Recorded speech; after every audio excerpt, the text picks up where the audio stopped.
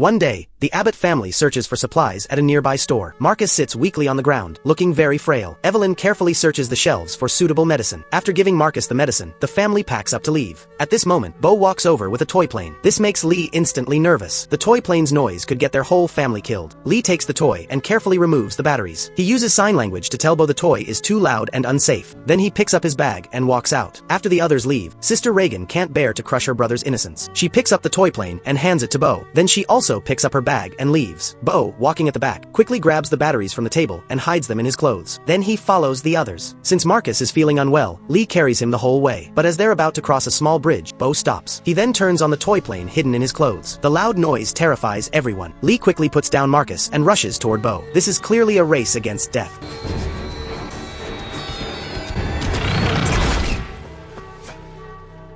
Over a year passes. The Abbott family finally finds a new shelter. They've even planted cornfields all around. Aside from not making any sounds, life seems almost normal again. Lee installs solar-powered cameras around the shelter for safety. Whenever he has free time, he searches for other survivors via radio. Evelyn stores collected food in the basement. To fill the void left by Bo's death, she's pregnant again. Lee often hides alone in the barn, secretly mourning Bo. At dinner, the family of 4 carefully arranges the food. Even prayers can't be spoken aloud. The siblings' only fun is playing silent games. But an accident still happens. Marcus accidentally knocks over a nearby oil lamp. Even this tiny sound nearly makes Lee jump. He knows well how dangerous the creatures are. He quickly signals silence, then stands up to listen carefully for sounds outside. Fortunately, it's not a creature, just 2 rabbits. They finally breathe a sigh of relief. Since Reagan has hearing loss, Lee often studies hearing aids in his spare time. After some time, Evelyn's due date approaches. She feels both worried and excited about the new life. Today, Lee plans to search for supplies elsewhere, but this time he plans to take Marcus with him. Marcus is terrified, but Evelyn patiently comforts him.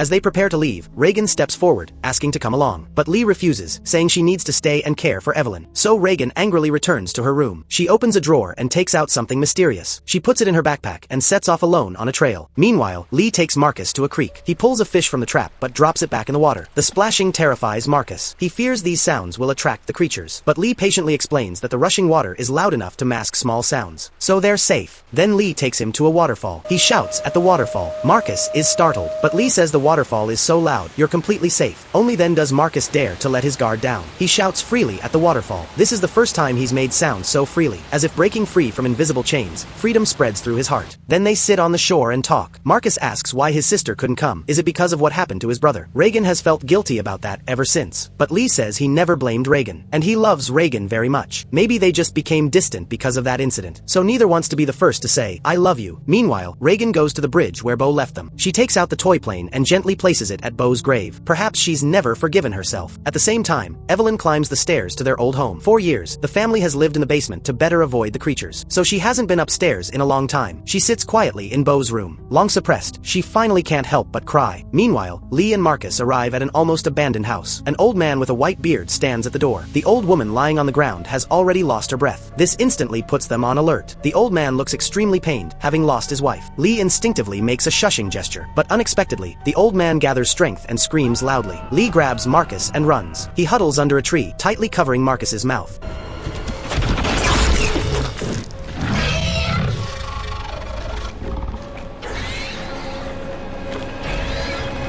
Meanwhile, Evelyn suddenly feels labor pains. She rushes down the stairs, but a nail on the stairs pierces her foot. The intense pain makes her cry out, but she immediately holds it in, enduring the pain to pull her foot off the nail. Then she turns on the signal light Lee designed. A color change means danger. Evelyn wants to go back upstairs, but the creature has arrived. Evelyn is too scared to even breathe. She quickly grabs a timer from the toolbox. She plans to use it to lure the creature away. Her abdomen convulses with pain again. She bites her hand to endure it. When the timer goes off, it successfully attracts the creature. Evelyn quickly runs upstairs. Lee and Marcus rush home. Seeing the signal light, they sense trouble. Lee hands Marcus the flashlight. He tells him to light fireworks to create louder sounds to distract the creature. Though Marcus is very panicked, encouraged by Lee, he runs quickly to the fireworks. Lee sneaks into the house to find Evelyn. Inside, Evelyn is almost fainting from pain. She lies in the bathtub, constantly adjusting her breathing. The creature slowly approaches her. Just as the baby is about to be born, the fireworks finally go off outside. Only now does Evelyn dare to scream aloud. Seeing the fireworks, Reagan also rushes home. When Lee reaches the upstairs room, Evelyn is nowhere to be seen. The bathtub is filled with blood. Lee thinks Evelyn has met a terrible fate and collapses in grief. But fortunately, she's hiding, safe.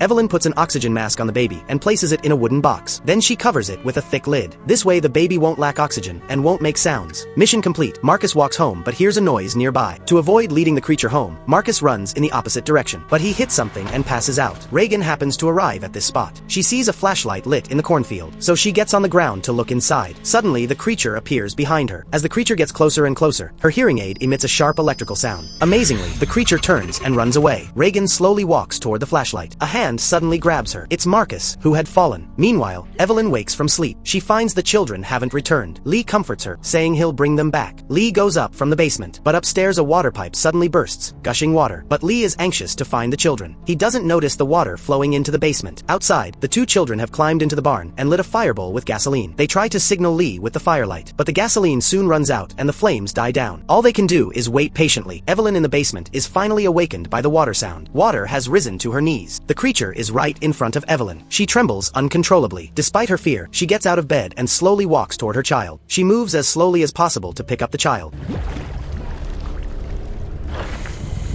and steps backward to the wall. Fortunately, the loud water flow masks other sounds. Meanwhile, Reagan feels they can't keep waiting. While arguing with Marcus, she accidentally breaks through the barn hatch. The creature is immediately attracted by the loud noise. Evelyn finally escapes danger. Lee also hears the sound from the barn. Marcus struggles desperately but sinks deeper into the grain pile. Reagan has no choice but to jump down to help him. Fortunately, he grabs the hatch door and climbs up, but Reagan sinks straight down. Luckily, Marcus quickly grabs her hand. He slowly pulls her out. The sound gets closer and closer. Suddenly, the creature jumps right behind them. They quickly cover themselves with the barn door. Reagan's hearing aid emits that sharp sound again. The creature seems to find it very painful. Then it runs away. The siblings jump out of the barn and reunite with Lee. But soon the creature slowly approaches again. Lee tells the children to get in the truck first. Then he picks up an axe.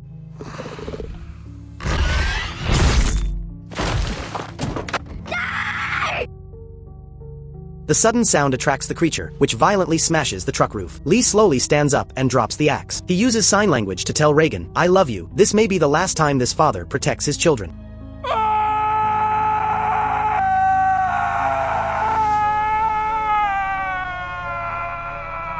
With his scream, the creature lunges at him. Marcus releases the brake.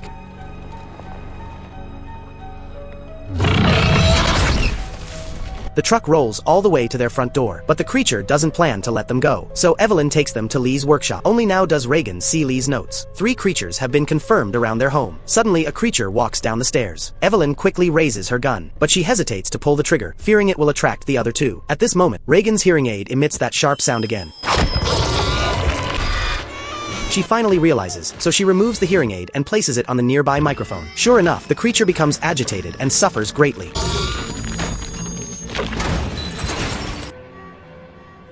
After struggling, it gets up again. Evelyn decisively shoots. The gunshot attracts the other 2 creatures, but now Evelyn knows how to deal with them.